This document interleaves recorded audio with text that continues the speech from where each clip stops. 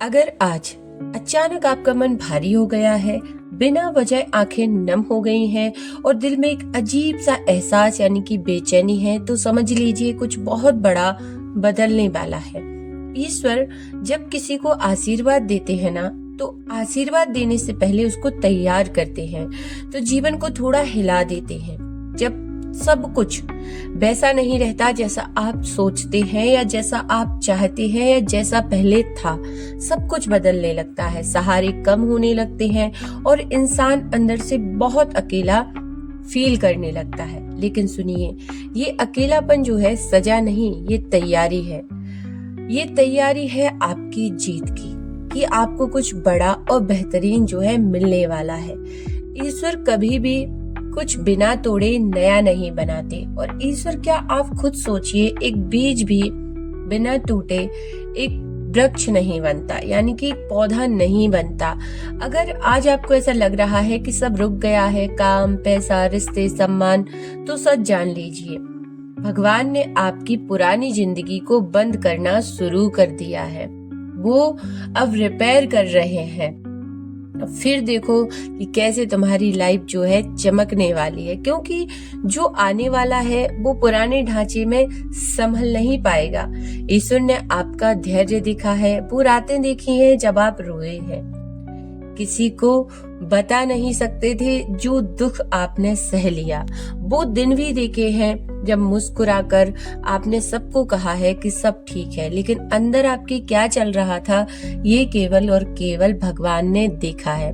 लेकिन जब कोई साथ नहीं देता तब भगवान आपके सबसे पास होते हैं, क्योंकि वो आपका ख्याल रख रहे होते हैं। आज ये संदेश आपके लिए यूं ही नहीं है, यूं ही आपके पास नहीं आया। ये संकेत है, भगवान कह रहे हैं अब और मत टूटो। जिस चीज के लिए आपने बहुत आंसू बहाए हैं, जिसके लिए आपने खुद को दोष दिया है, जिसके लिए आपने ईश्वर से सवाल किए हैं, वही चीज अब आपके जीवन का सबसे बड़ा जो है वरदान बनने वाली है। भगवान आखिरी पल तक इंतजार करवाते हैं ताकि इंसान पूरा समर्पण जो है सीख जाए। जिस दिन आप पूरी तरह थक कर ये कह देते हो, हे भगवान अब जो भी हो मैं स्वीकार करता हूँ या करती हूँ, उसी दिन चमत्कार की नींव जो है पड़ जाती है।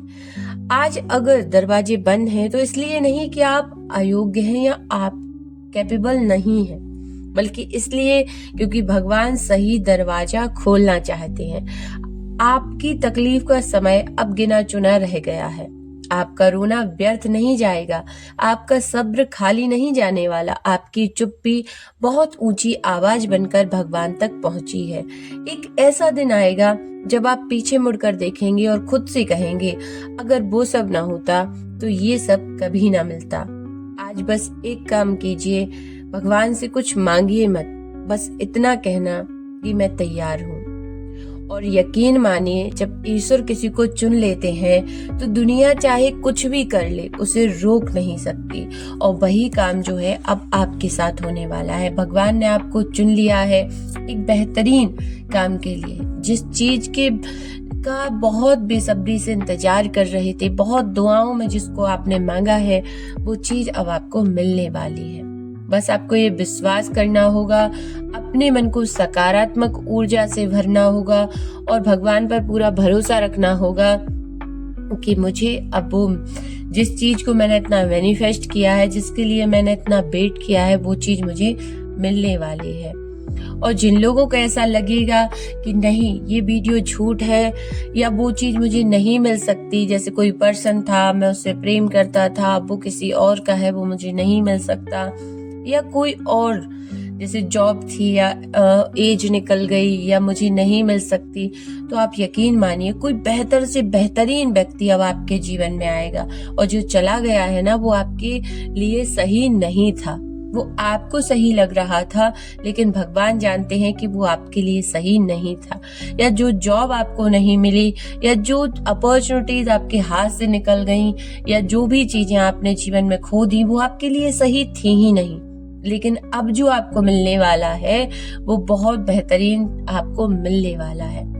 मैं आपको एक छोटे से एग्जाम्पल के थ्रू समझा दूं कि मैं एक यहाँ एक प्रदर्शनी में गई, वहां पर मैंने एक माँ को देखा, उसका बच्चा कॉटन कैंडी के लिए रोए जा रहा था।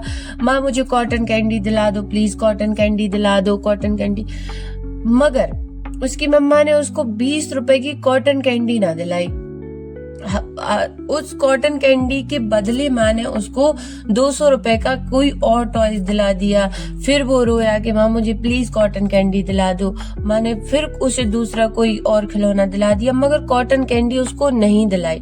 तो इसका मतलब ये नहीं है कि वो माँ अपने बच्चे से प्रेम नहीं करती या प्यार नहीं करती, जो उसकी इच्छा पूरी नहीं कर रही।